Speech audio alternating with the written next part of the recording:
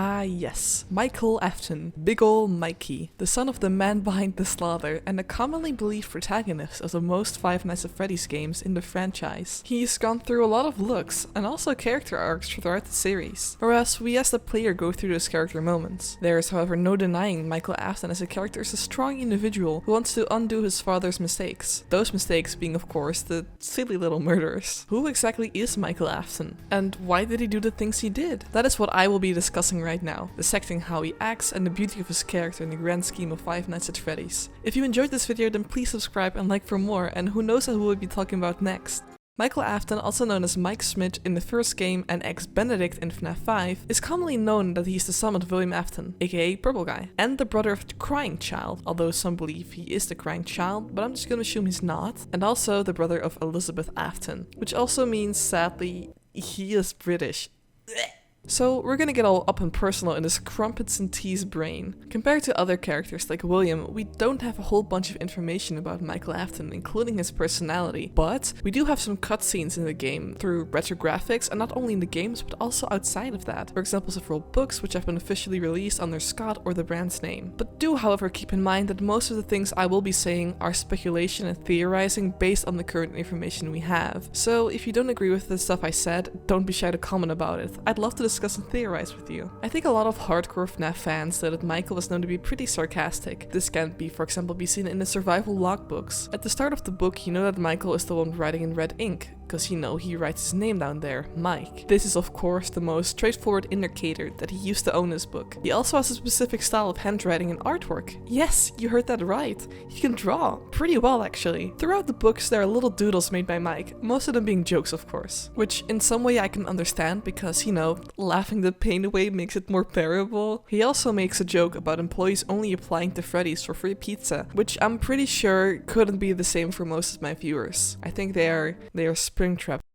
This also shows that Michael probably has a hatred towards the Fazbear franchise, which is very so much understandable. I would feel the same way if I were in his shoes. It also shows us that he takes his experiences with the franchise in a very light way, making sarcastic remarks about his past, which some could even call trauma, considering the deaths of his family and the actions of his father. Instead of hanging about, Mike would rather fix the problem or make jokes about it, making him more of a doer than a thinker. That does not mean he has no regrets though. In the logbook it also features a page asking about recent dreams, in which Michael answers with a drawing of Nightmare Fredbear. Also, fun fact, that in one of the questions he answers he's quite fit enough for exercising around the block and actually wanted to join his self-defense class, as seen filled in the questions. Wow, who knew that buff Michael Afton was actually canon? Another fun fact is that he actually has a bad habit of excessive chewing gum. Same Michael, same. He's also known to be a materialistic person, writing that he did prefer a basket of money instead of the iconic exotic butters. Also in the cutscenes of Sister Location you can see that before he decays, a lot of his neighbors wave to him, indicating that he might be a friendly fellow and popular in the neighborhood. Michael's childhood is shown in FNAF 4 mostly. It is known that in FNAF 4 that William does not stop Michael from bullying his youngest child, aka Crying Child. This means that Michael grew up in an environment where his actions did not have consequences, leading him eventually to become a bully and probably not a lot of social development. However, after the death of his youngest brother, it is seen that he is indeed remorseful for his actions. Can you hear me? I don't know if you can hear me. I'm sorry. This shows us that he learned the hard way that actions do indeed have consequences. The sad part is, he actually could have had a good relationship with his brother. In the story Step Closer, which is a story in the Fazbear Frights book, it parallels the story of Michael and Crying Child. In the story of 16-year-old Pete, who is forced to babysit his little brother. He tries to scare his little brother by taking him backstage to see Foxy, but instead gets cursed and stuck in many accidents. This parallels to the FNAF 4 story of Michael taking his little brother to the stage and having the bite of 83 occur. And remember when I told you about how Michael likes to chew gum? Yeah, Pete in the book does too, probably meaning that Scott intended them to be parallel. However, in the story it continues on with Pete finally getting a better bond with his brother because of his nightmares about Foxy, and goes together with him to Freddy's to fix all of the accidents happening to him. However, in the panic of rushing to Freddy's, he's hit by a truck and passes away with his soul being stuck to his dead body. This confirms that Michael learned from his mistakes the hard way, being the nightmares, but instead of his brother being the one to suffer, it is him being the one passing away. Also, a quick side note, I think this also parallels with FNAF 5 about how Michael is still able to move his body because his soul is still stuck to his body body, just like in the story. In the games, Michael's main objective is to find his father, although it is unknown if he wants to kill him or not. We don't know as well if it is because he indirectly caused the death of his brother or because other circumstances, but William grows cold to Michael after a while too, most likely being abusive.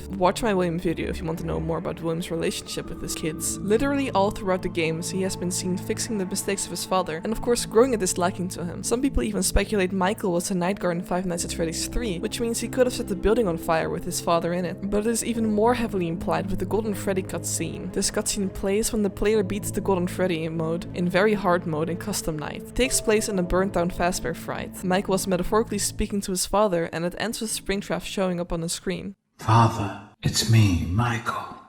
I did it. I found it. It was right where you said it would be. Further on in his speech, Michael explains that William gave him instructions to go to the sister location to put his sister back together, and I was coming to find William.